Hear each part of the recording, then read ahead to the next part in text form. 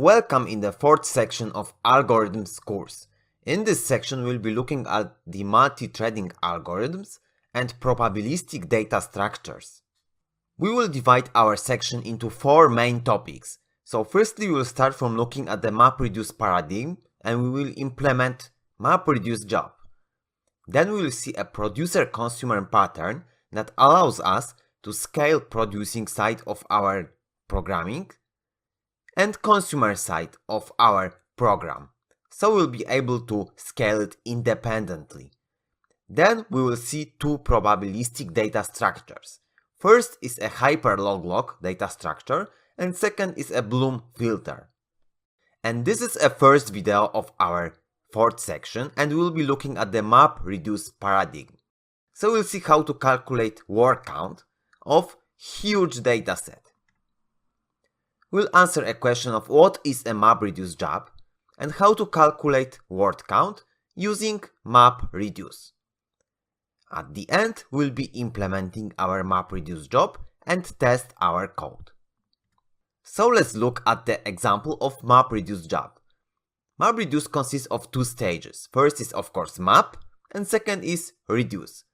Every MapReduce job needs to have some input data. So firstly we need to load that data that is partitioned properly and we can have multiple workers that will execute map phase. Mapping will be executed in parallel and then another workers will execute reduce job. After reduce we can save our output to some sink, data sink, and it will be also partitioned.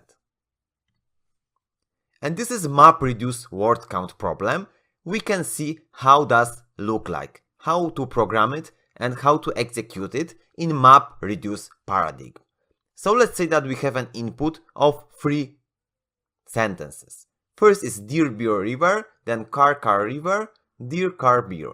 And we want to count the occurrences of every word in that input. But we want to do it in MapReduce fashion, so we want to distribute it to multiple workers. In this example, we will have 3 map steps and 4 reduce steps. So firstly, we need to split our input into tokens, and then we need to map every word to tuple, and it will be tuple of that actual word and number equal to 1, because occurrence of that word is equal to 1. Then we will do some shuffling, so that data will be sent to other workers that will perform the reduce step. So reduce step will take every tuple with the same key, and key is a text, and reduce it, adding every value. So beer is beer 1 tuple, and second tuple is in the last mapping step. Then we are able to reduce it to the number 2. For car will be 3, deer 2, river 2, and it will be saved to some output storage. It could be partitioned. So let's implement MapReduce job that count word occurrences. So this is our input. So we have lines of strings. We have 2 sentences. First is this is a first sentence, and second is this is a second sentence with 1 word. Then we will have our word count job that count occurrences, and it will return the dataset of tuple 2, and key will be a string, so this will be our word, and integer is value, this is counter. At the end of our test, we are asserting that word occurrences were counted properly, so the word A should be 3 times, sentence 2 times, word once, is 2, this 2, second first with, and 1 should be 1 times in our sentences. So let's look at the implementation of word count MapReduce job.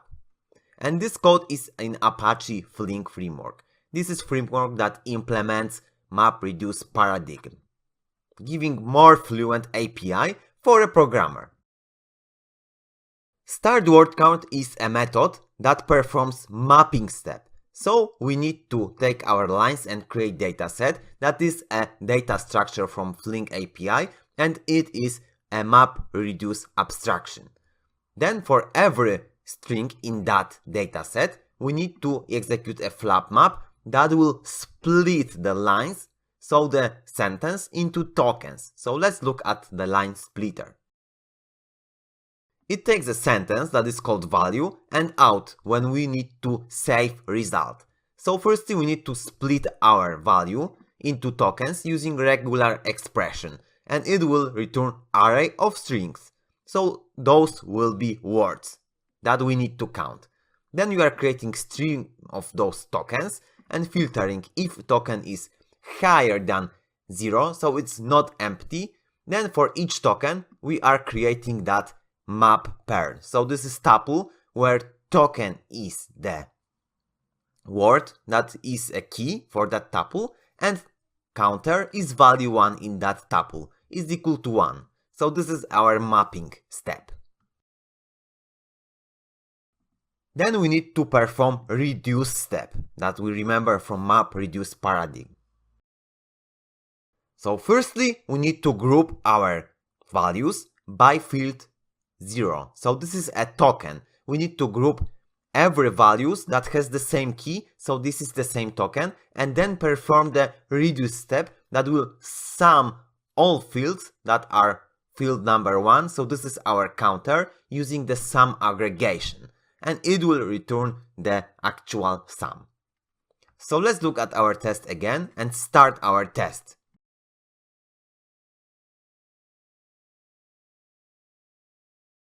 And after a while we see that our test passed. So we are able to implement simple MapReduce job that takes a sentence, array of sentences actually, split it into words and count it in parallel fashion. So we can execute it on multiple workers and the result will be available very quickly. And MapReduce is often used for huge input datasets. So if we have an input of millions of sentences, we want to use MapReduce to calculate that word occurrences because it will be a lot faster.